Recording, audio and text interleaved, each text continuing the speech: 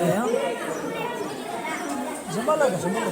사월아, 니가 니너라. 자, 너도 진짜는 거라.